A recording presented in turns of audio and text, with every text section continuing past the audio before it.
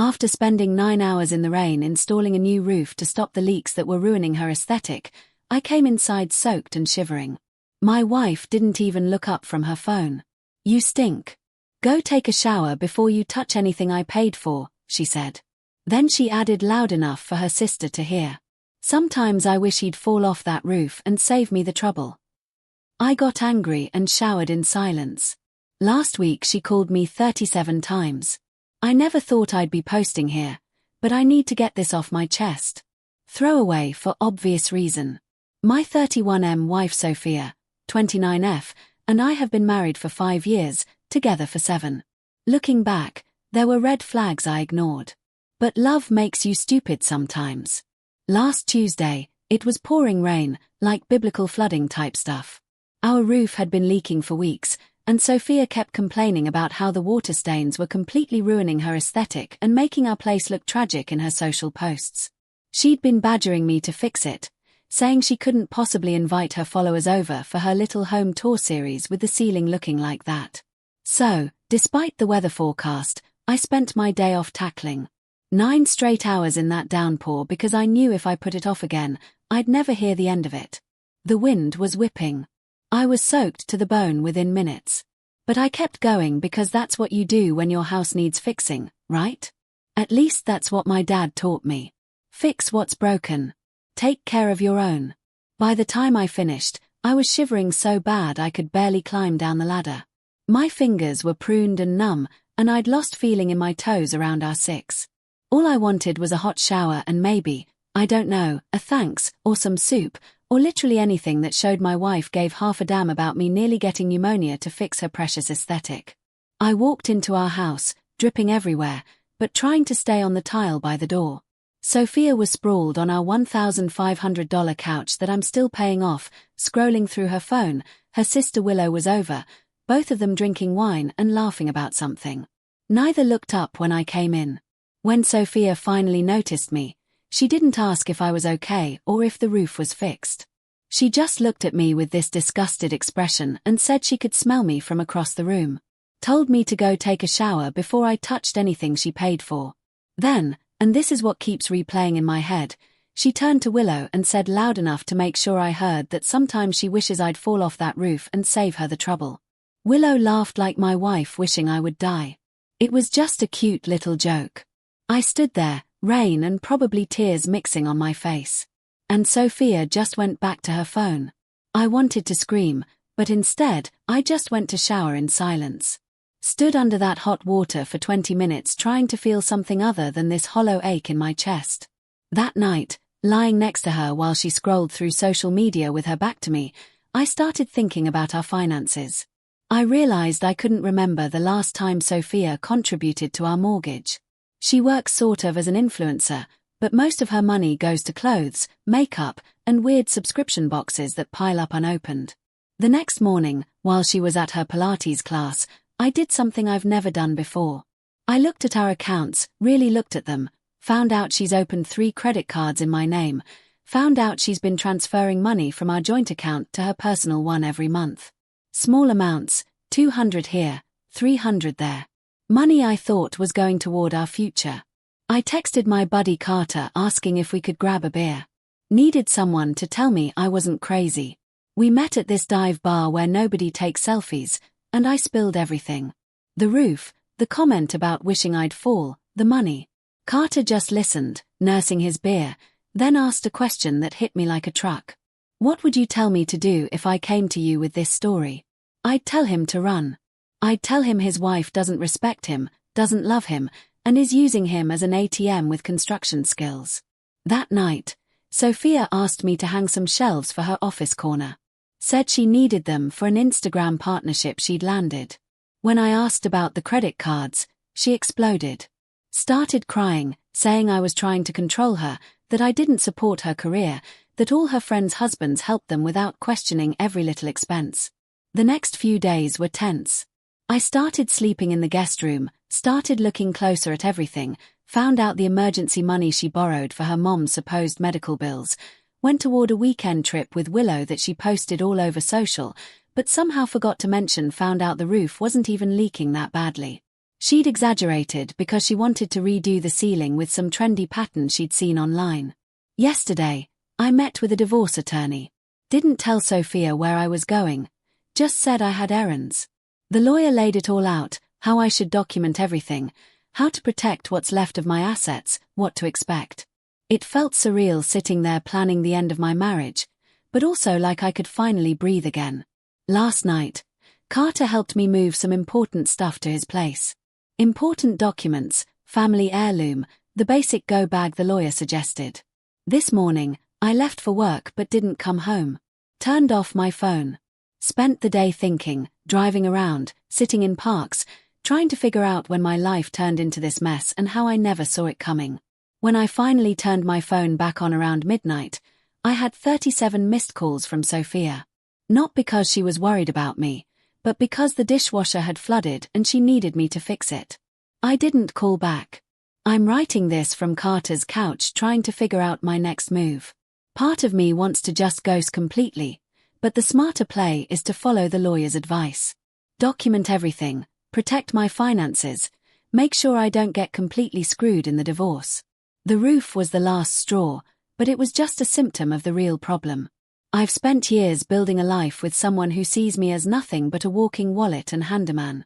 Someone who wouldn't care if I fell off a roof tomorrow as long as I fixed the leak first. I'm done being taken advantage of.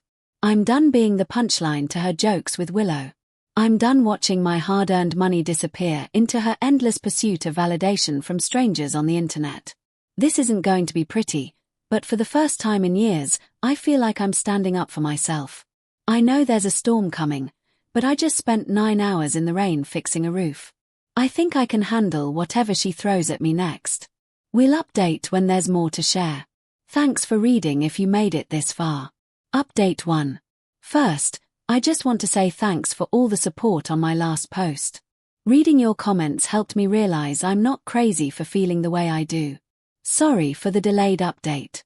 It's been a wild couple of weeks.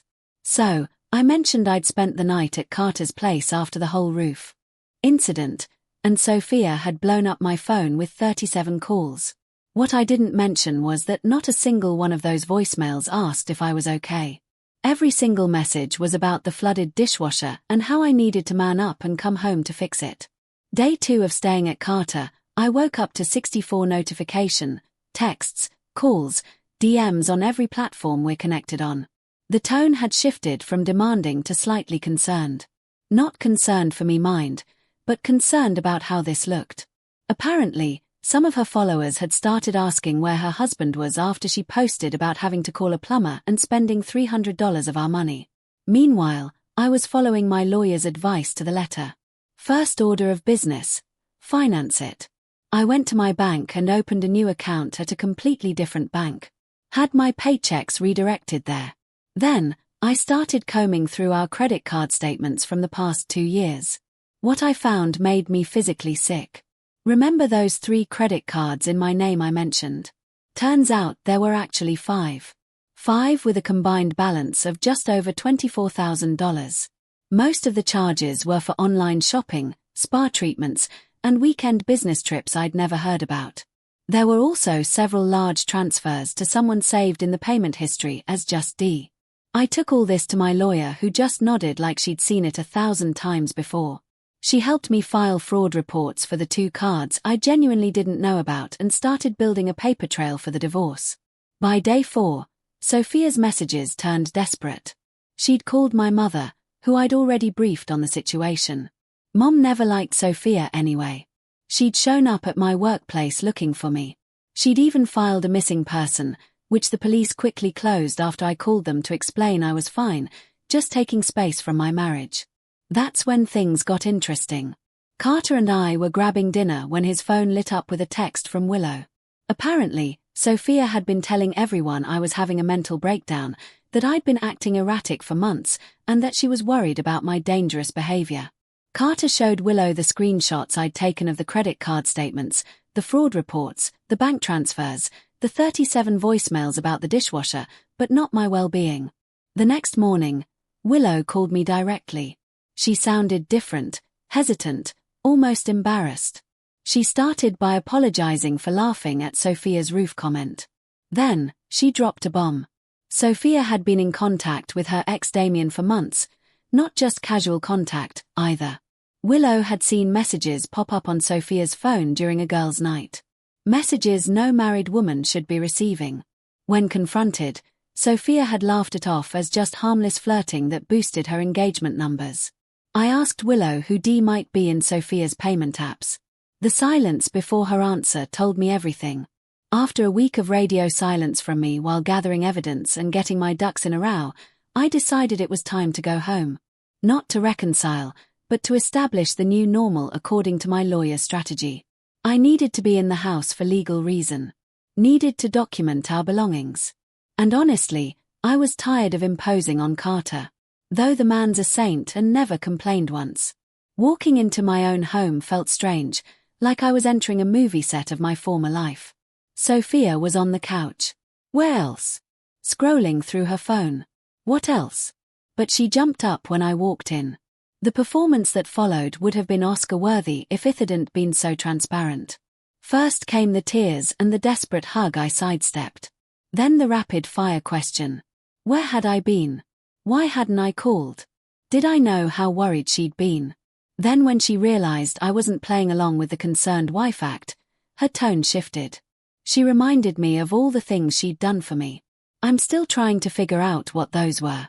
She brought up how she'd supported my dreams, by which she meant not actively sabotaging my career. She even tried to make me feel guilty about the dishwasher flood that had apparently ruined her favorite shoes. I set my bag down, looked her in the eye, and told her I knew about the credit cards, about Damien, about the money transfer. Her face went through about 12 expressions in 2 seconds, finally settling on defensive anger.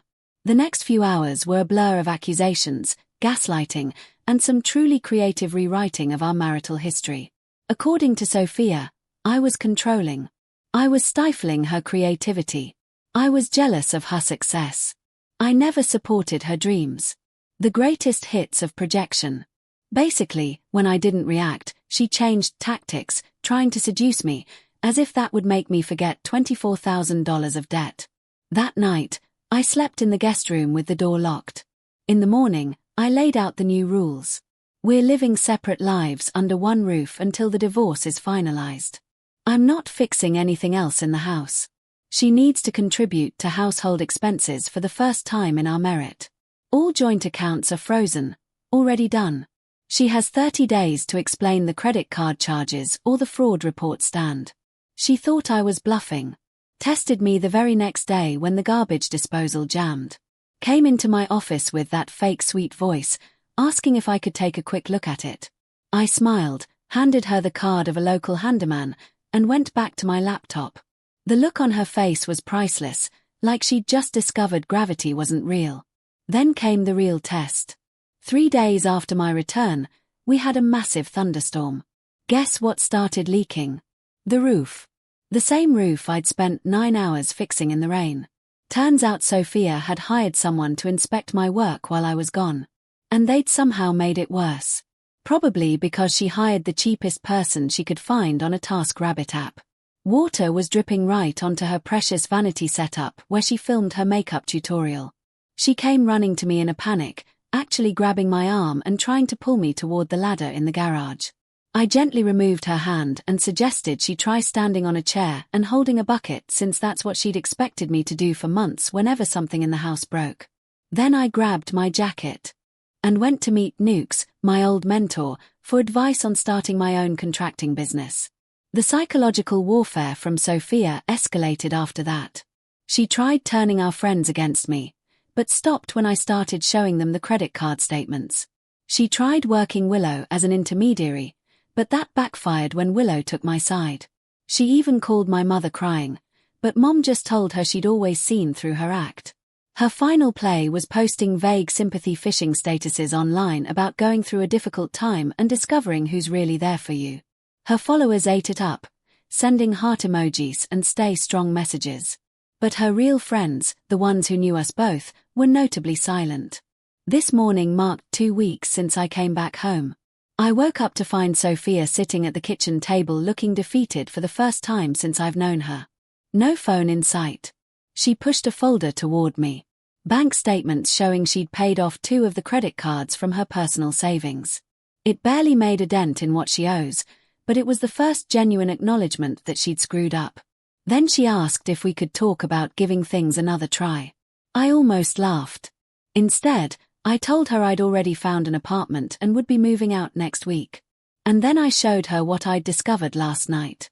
Messages between her and Damien planning a weekend together for the exact days I was missing. A weekend that never happened because she was too busy dealing with the fallout of my disappearance. She's been calling Willow for the past 3 hours straight. Willow's been texting me the highlights. Apparently, Sophia never expected consequences to actually apply to her. The lease on my new place starts Monday. Carter's helping me move. The divorce papers are ready to file. Sometimes fixing a roof isn't enough when the whole foundation is rotten. Finally, update. It's been 3 months since my last post, and honestly, I wasn't planning on writing another update. But I woke up today to a weird notification. Sophia had tagged me in an old photo from our honeymoon. First time my phone's buzzed with her name in weeks. Strange how something so small can still make your stomach drop, even when you're supposedly over it. So, I figured I'd give you guys the closure you deserve after following this train wreck. Pour yourself something strong. This one's a journey. Moving into my apartment was weirdly anticlimactic. Just a regular Tuesday. Carter helped me haul the essentials. My bed, TV, clothes, and tools. The place is small, just 1 bedroom. But the rent is decent, and more importantly, there's no one here calling me useless while simultaneously demanding I fix everything. The first night, I ordered pizza, sat on my half-assembled IKEA couch, and felt something I hadn't in years. Peace. No walking on eggshells, no critiques about crumbs or fingerprints, no passive-aggressive sighs when I wanted to watch sports. But of course, Sophia wasn't going down without a fight. First came the love-bombing text. How much she missed me. How the house felt empty. How she'd been doing so much work on hers translation. She watched a few TikTok therapy videos. When that didn't work, she tried guilt. Photos of leaks I wasn't there to fix. Screenshots of plumber estimates that were bankrupting her. Sad selfies with captions about healing from betrayal that her followers ate up like candy. Meanwhile, Damien resurfaced. Remember him? The mystery D from her payment apps. Apparently, once he realized Sophia might soon be single and mistakenly thought she'd have money from the divorce, he was suddenly very interested in rekindling things. Willow caught them having lunch at a cafe near my house. When confronted, Sophia claimed they were just discussing business opportunities. Yeah, right. What kind of business gets conducted with footsie under the table? Willow's words, not mine. The divorce proceedings started getting real about a month in. The look on Sophia's face when she realized I had documented everything was almost worth the $24,000 in credit card debt she'd racked up. Almost. Her lawyer, some dude fresh out of law school who kept calling me sir, despite being maybe 3 years younger, tried arguing that Sophia contributed significantly to the household in non-financial ways. When my lawyer asked for specific examples, he mentioned her building her brand from our home and creating content that indirectly promoted my services.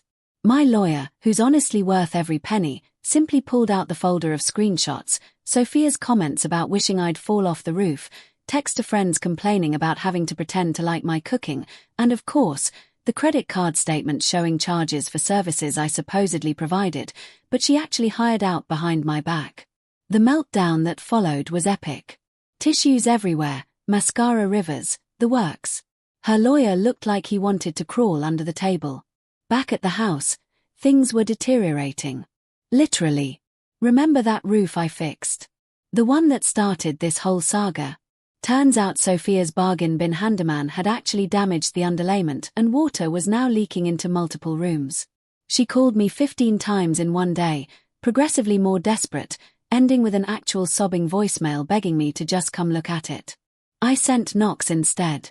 He's semi-retired now, but still the best roofer I know. He quoted her $7,000 to fix it properly. About $6,000 more than she expected. According to Knox, She actually tried to flirt her way to a discount on my 62-year-old mentor, who's been happily married for 35 years to a woman who could bench press both of us. The financial reality began hitting Sophia hard around week 6. With me no longer bankrolling her lifestyle, paying for all the household fixes, and covering the mortgage while she spent her income on clothes and makeup, she was suddenly drowning. Her career took a hit, too. Turns out authentic content about divorce doesn't sell face creams as well as aspirational #couple goals posts. Who knew? She tried moving Damien in to split costs, but that lasted all of 9 days before he bailed. Apparently, he was expecting the pre-divorce Sophia, the one with the seemingly endless budget for dinners out and weekend trips. The real Sophia, the one who now had to check her bank balance before ordering takeout, wasn't nearly as appealing. 2 months in, we had our final settlement meeting. Sophia showed up looking different. Less makeup, simpler clothes, dark roots showing in her usually perfect blonde. For a split second, she looked like the girl I'd fallen for years ago before the filters and fillers and facade. That glimpse of the real person underneath the influencer veneer almost made me falter. Almost. The terms were fair but firm. The house would be sold, debts divided equitably, meaning she took the credit card debt she created, and we'd split whatever was left from the house sale after the mortgage was paid. Given the housing market and the now extensive water damage, that wouldn't be much. She tried one last Hail Mary, claiming emotional distress and asking for more support. When that failed, she finally signed the papers. I thought that would be the end of it. Sign, separate, move on. But life's rarely that clean. Last week, I was at the hardware store picking up supplies when I literally bumped carts with Sophia. For a second, we just stared at each other like we were seeing ghosts. She looked tired. Not Instagram filter tired chic, but genuinely exhausted. Her cart held basic cleaning supplies, ramen packages, and a plunger. Mine had power tools and materials for a deck I'm building at Carter's place. We ended up grabbing coffee. Awkward doesn't begin to describe it. She stirred her drink for a solid minute before telling me the house was officially on the market, listed well below what we'd hoped due to the extensive repairs needed. She'd found a small studio apartment she could afford on her own. She'd gotten a part-time retail job to supplement her declining social media revenue. Then she said something I never expected. She apologized. Not a manipulative, self-serving apology, but a genuine acknowledgement that she'd treated me like crap. That she'd taken me for granted. That she'd focused so much on appearing perfect online, that she'd forgotten how to be decent offline. I didn't say much, just nodded and wished her luck. As we were leaving, she asked if I'd looked at any of her recent posts. I hadn't.